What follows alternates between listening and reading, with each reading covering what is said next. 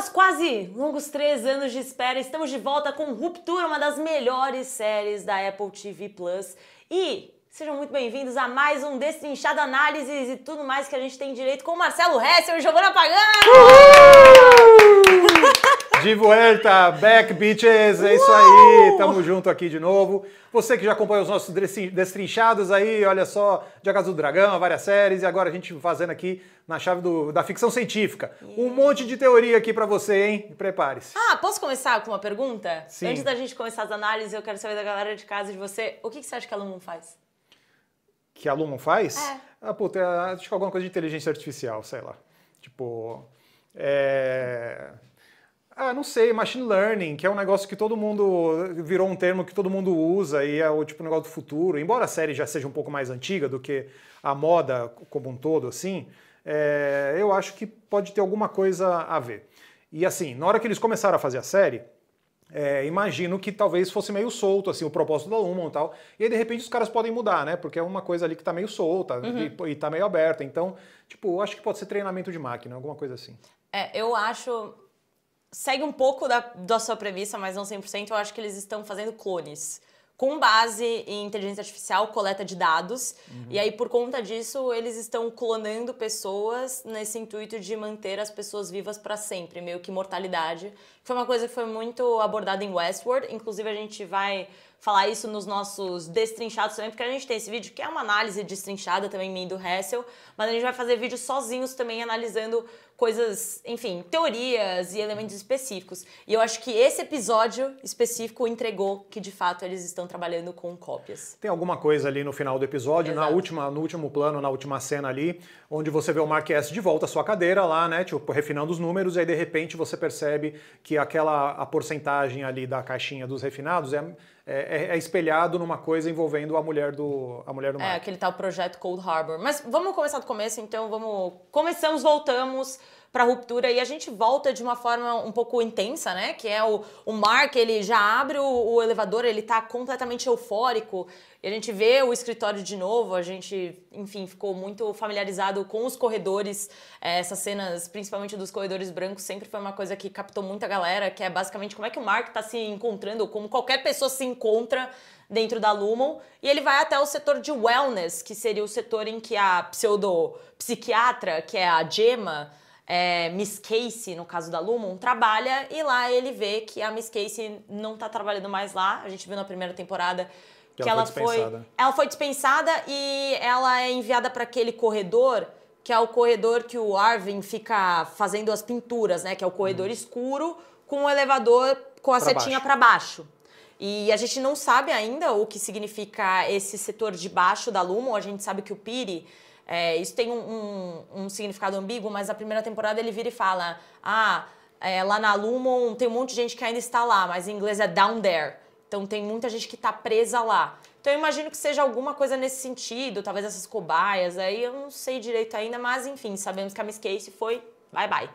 Se for alguma coisa envolvendo, de volta à teoria aqui rapidinho, se for alguma coisa envolvendo clonagem e tal, pode ser no sentido de, olha, a população mundial está decaindo, a gente tem déficits aí de produção, não tem gente mais para dar conta do que precisa ser produzido mundialmente e tal, porque a natalidade cai em todos os países, então vamos criar vários clones aí. Eu acho que é um tropo que está na ficção científica há décadas e tal, e, tipo, seria muito fácil de compreender essa coisa da clonagem, mas ao mesmo tempo, não sei, talvez seja meio fácil assim, sabe? Tipo, um caminho mais fácil.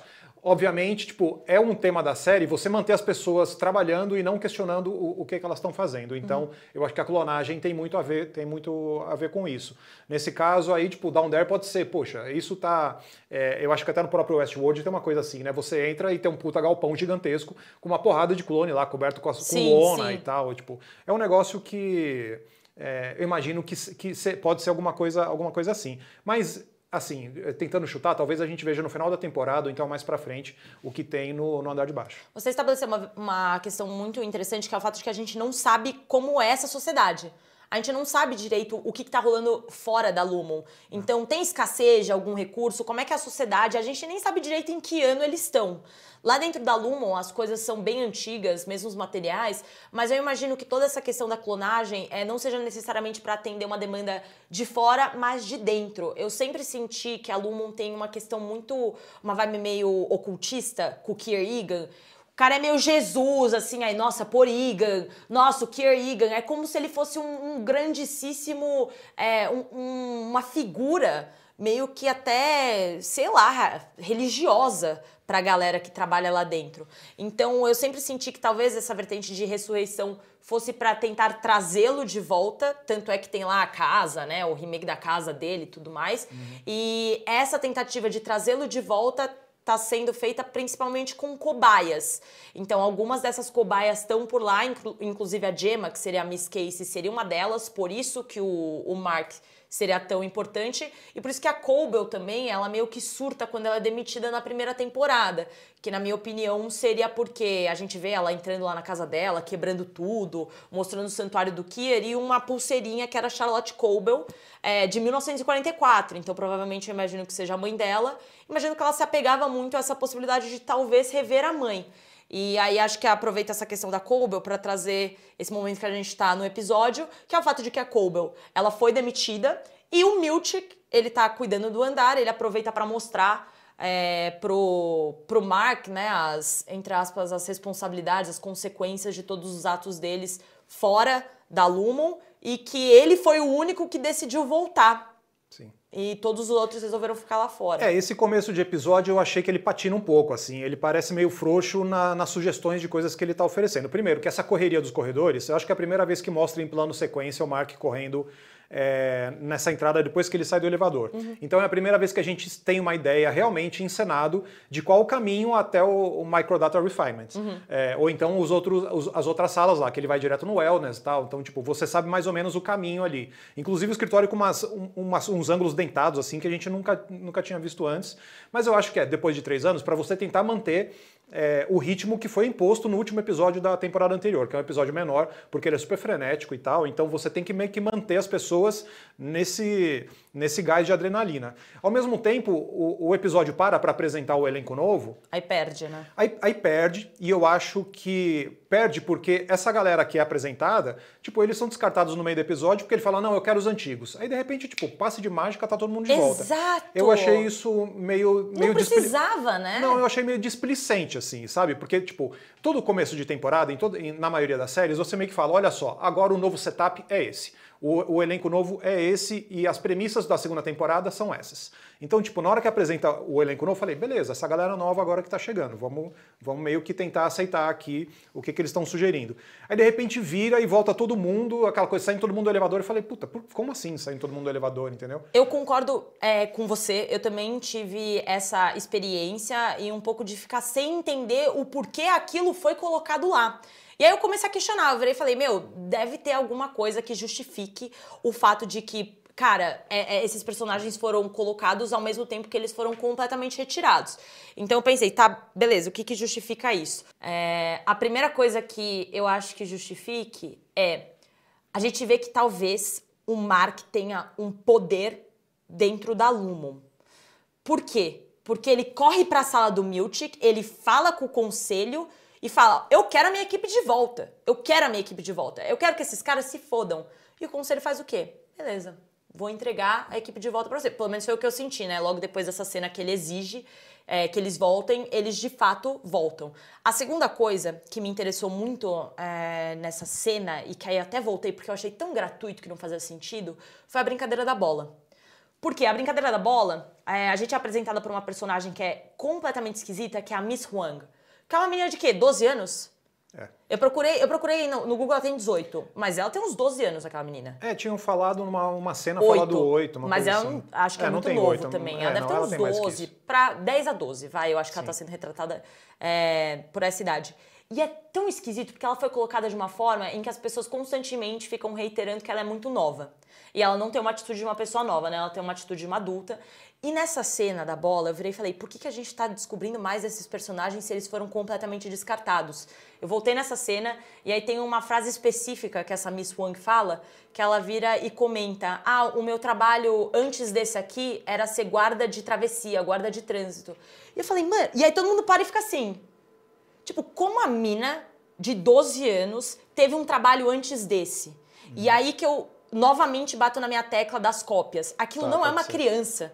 Eu acho que aquilo é um adulto que foi colocado no corpo de uma criança e é isso que eles estão tentando martelar aos poucos durante a temporada. Porque, de fato, por que uma criança tá lá? E por que essa brincadeira da bola das pessoas se apresentando? E aí, gratuitamente, ela vira e fala, então, um fato curioso sobre mim é que eu trabalhei como guarda de travessia. Que coisa gratuita! Então, acho que essa questão envolvendo, talvez, tudo isso foi só pra entregar que a menina não é uma menina. Pode ser que eles tenham colocado a menina e dado esse texto pra ela e tal, como um arenque vermelho, né? Arenque vermelho são as pistas falsas para iludir o espectador, jogando por uma direção e a série tá tomando outro rumo. Porque, afinal de contas, a melhor explicação possível, mais plausível para a esposa do Mark tá viva ainda, que é um clone dela. Sim. Então, pode ser que a clonagem é o que vai explicar essa menina na trama. Não acho que a série vai tomar muito esse caminho, na verdade, mas... na minha cabeça é meio um arenque vermelho, mas beleza, vamos comprar essa ideia. Eu acho que essa coisa de você colocar a menina em cena é mais pelo absurdo, né? E eu gosto de uma coisa absurda nesse começo de episódio, começo de temporada, que é o seguinte, quando você apresenta um elenco novo, teoricamente o que a maioria das séries faria é o seguinte, olha só, o Cobell foi mandado embora, a gente vai colocar uma outra pessoa no lugar. E aí você substitui e bota, sei lá, uma cara famosa de Hollywood no elenco e tal, pra dizer, eu sou o novo chefe. Normalmente é o que aconteceria, porque você meio que renova a dinâmica, e é uma série que é muito circular, então você precisa manter as pessoas no escritório, pegando o elevador, saindo às 5, chegando às 9, é muito repetitivo, então você impõe dinâmicas novas e você mostra coisas sobre os personagens a partir da inserção de um personagem novo. Nesse caso não botou ninguém no lugar da Cobell, eles meio que deram um upgrade lá no Miltic, e pra mim foi interessante, porque normalmente você apresenta um monte de gente nova pra manter as coisas do jeito que são. Nesse caso, você meio que promoveu um cara, e aí isso me passou uma ideia de que, mano, as coisas dentro da Lumon realmente são muito precárias. Porque, mano, não tem ninguém para esse lugar aí, a gente tinha uma fanática religiosa, apaixonada pelo Kier, vamos botar esse cara aqui, que é quem tem? E ele fica preocupado, que ele não tá com os créditos na hora no welcome screen do computador. Então, as coisas na Lumon me parecem muito precárias, é uma repartição pública, entendeu? Sim. Então eu gosto disso, porque você tem meio que, olha só, a mitologia vai crescer, vai se expandir. Eles falam que tem Lumon em 200 países e tal. Tem um italiano em cena. E aí tem muitas coisas de mitologia que eles falam, os animatrônicos são animatrônicos lá no meu. Os departamentos, Nos departamentos. Então, eles fazem coisas para meio que sugerir que a mitologia é mais complexa, né? Ao mesmo tempo, o que a gente vê em cena é que a Luma é meio precária, assim.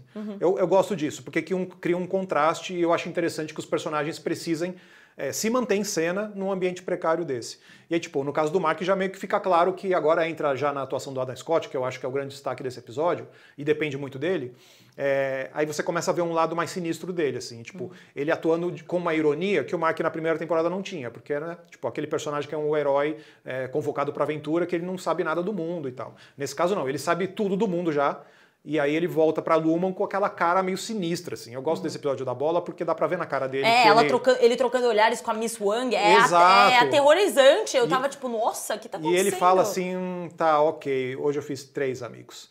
Então, ele fala isso de um jeito cheio de ódio, assim, e ele tenta se controlar. Sim. E eu acho bacana, enfim, isso me parece um jeito interessante de você voltar com o personagem de um jeito novo. Eu gosto muito também, e acho que você, citando essa questão do Miltic, vale fazer um lembrete aí que a Cobell, ela foi demitida, né, na primeira temporada, mas ela também foi a responsável por impedir que as coisas saíssem do controle, porque ela estava na casa da irmã do Mark, então ela que avisa a galera da Lumon que, minha galera, tá dando ruim, ela que vai até a Halle tenta segurá-la para ela não ferrar toda a festinha, né, dos acionistas e tudo mais, e consequentemente o Miltic consegue interromper a interrupção deles na ruptura por conta desse aviso da Cobell. Então, a gente provavelmente vai ver a Patricia Arquette futuramente. Eu não sei se ela efetivamente vai voltar pra Lumon, mas eles meio que devem alguma coisa pra ela. E nesse momento a gente tá lidando com o Miltic aí tomando conta, tomando rédea das coisas, não sabemos como ele vai lidar. Mas eu achei interessante também uma cena que é o Dylan indo até lá. E aí o Dylan acha que eles vão acertar as contas, né? Por conta da treta que ele, enfim, eles saíram na mão, basicamente, no último episódio da primeira temporada. E, na verdade, ele tá apresentando o que vai ser uma nova área, que vai ser uma área de visitação familiar dos Outs, que seria a galera de fora indo visitar as versões de dentro, porque teve toda uma treta também com o Dylan na primeira temporada, em que ele acaba descobrindo que ele tem um filho, então provavelmente ele tem uma mulher. E aí o Miltic, ele aproveita pra virar e falar, ó, você tem uma mulher, o nome dela é Gretchen, ela queria que você soubesse, e queria te mostrar também, peço que você não mostre pros seus amigos, mas a gente vai ter essa área super nova pra você ter essa dinâmica com a sua família e tal. Eu achei isso interessante também, porque novamente tá mostrando que a Lumon é um pouco mais do que aquele pequeno ambiente que a gente sempre lida em todos os episódios. Nesse caso que o Miltic chega pra falar com o Dylan, eu acho que é meio pra você criar uma certa tensão entre os conflitos entre os personagens, porque os 4, na primeira temporada, eles têm uns certos conflitos ali, né? Você tem o Irving, que é o cara que é o Caxias, que ele gosta de tudo do trabalho. Você tem a Halle meio, tipo, suicida e tentando sabotar tudo. Então você tem um conflito entre os 4,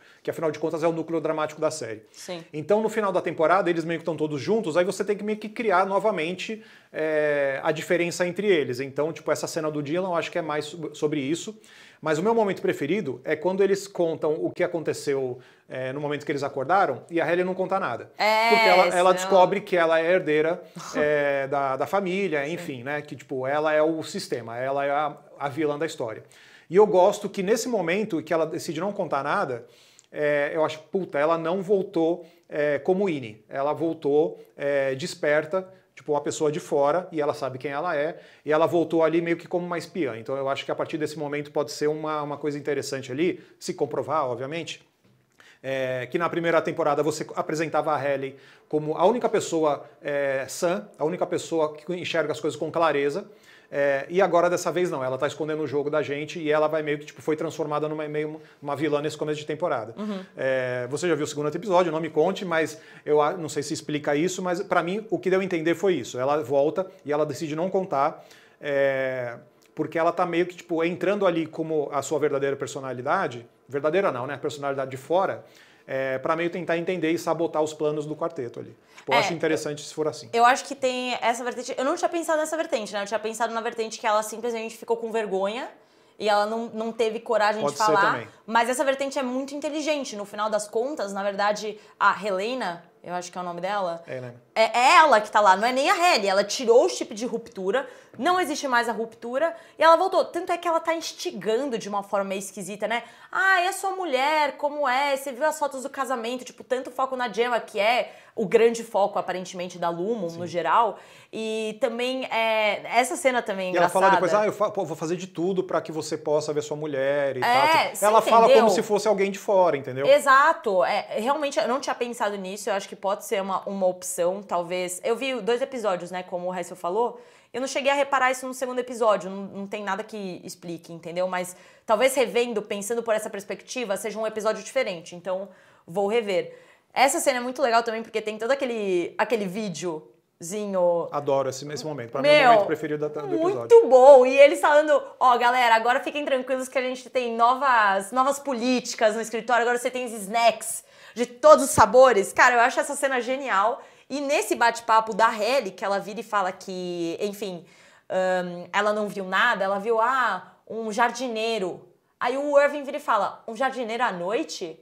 Ela, eu não sei se ele faz outra coisa de manhã, mas era um jardineiro da noite. E o Irving fica pensando assim, então, claramente já foi plantado ali uma questão de dúvida que vai gerar futuramente provavelmente não treta, mas uma discussão aí, ou pelo menos um questionamento entre os personagens.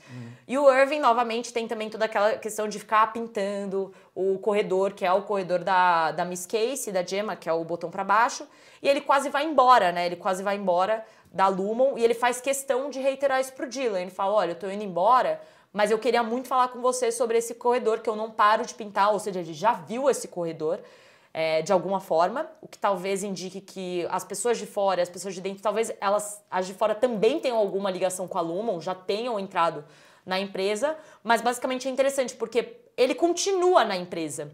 Então todo esse drama de, vou sair, deixa eu te falar desse corredor, ele não foi colocado de graça. Então é um elemento importante pra gente ter aí pro resto da temporada, acredito. Eu acho que como é uma série que tem um parentesco com Lost, que é uma série que muita gente gostou durante um tempo e tal, a série meio que tem esse... Ela é atraída a usar de muitos elementos que essa ficção científica meio maluca e surreal meio que usa sempre. Então, sei lá, tipo, eles entram numa sala na primeira temporada, uma sala que tem um monte de cabra lá. E nada se explica, né? Então, tipo, eu acho que isso é muito uma coisa pra você jogar uma sementinha ali na cabeça das pessoas e falar, puta, o que será que é isso? O arenque vermelho, né? Pode ser o arenque vermelho, mas acho que na maioria das vezes são coisas inconsequentes, né? Tipo, no futuro talvez alguém vai explicar, falar, puta, lembra da sala das cabras? Na verdade era isso, isso e isso. Mas, tipo, nesse caso do corredor com o elevador para baixo, eles estão martelando nessa ideia. Então eu acho que isso realmente, de todos esses pontos meio soltos até agora sobre mitologia, eu acho que é um que realmente vai perdurar aí num prazo meio médio longo. Agora, o que eu acho mais interessante do episódio, que é o vídeo lá, meio Robot Chicken, né? Tipo, com os personagens conversando com o prédio e tal. Institucional. O institucional, é que eles meio que criam um termo dentro da mitologia da Lumon para toda aquela treta, aquele BO que aconteceu, que é o Marcodet Uprising, que é a revolta dos macrodados. Ou seja, tipo, você tem toda uma questão aí que é a mitologia da Lumon e o que é verdade, o que é falso, o que é importante, o que não é. Tipo, eles estão meio que dizendo ali, nesse grande recap que aconteceu ali, estão dizendo, olha só, tipo, na verdade a gente está pegando as coisas que acontecem e a gente transforma em mitologia em tempo real. A gente transforma em mitologia e informações teoricamente canônicas agora no momento, velho. A gente fez um vídeo aqui meio tipo de zoeira, um vídeo de massinha stop motion, para meio que transformar isso numa coisa canônica. Então, tipo, o que eu entendi ali é que tipo, tem uma chave de humor nessa utilização de coisas de sci-fi que as pessoas vão ficar intrigadas, falar, puta, o que será que significa e tal. Às vezes não significa muita coisa, às vezes é só os caras inventaram um nome para aquilo para dar uma importância para aquilo. Né? Tipo, obviamente, essa cena é importante, o que aconteceu no final da temporada, mas a Lumon se apropriar disso, criar um nome para isso, fazer um vídeo para isso, significa, talvez, de que eles criam a própria mitologia, mas isso não seja necessariamente fundamental para os personagens se livrarem dessa vida, enfim, descobrirem sua verdade, sabe? Tipo, acho interessante eles brincarem com essa coisa do canônico e do mitológico nesse contexto. Uma dúvida que eu tive, até você falando agora que eu lembrei da minha dúvida, sobre essa questão deles terem feito a piada de forma imediata e tal, eu fiquei com um pouco de dúvida de quanto tempo passou. Porque o Milchick, ele mostra, tipo, um jornal, né, com eles... Ele fala 5 meses, né? 5 meses? Ele fala 5 meses pro Mark, mas enfim, não dá pra confiar. Inclusive jornal, não dá pra confiar no jornal também. Pode ser um Photoshop. Mesmo porque, tipo, esse episódio não tem nenhum momento do lado de fora, né? Você tem o Mark S no elevador, ele desce, desculpa, ele sobe, desce e volta. Tipo, ele nunca sai. Né? Tipo, não tem nenhum momento do lado de fora. Então, tipo, a realidade do lado de fora não dá pra gente comprar a ideia do cara que é o segurança e é o vilão da história. Bom, o episódio finaliza lá com o projeto Cold Harbor, que é a cena que a gente estava conversando no começo desse vídeo de análise, que é basicamente o Mark volta ao trabalho, né?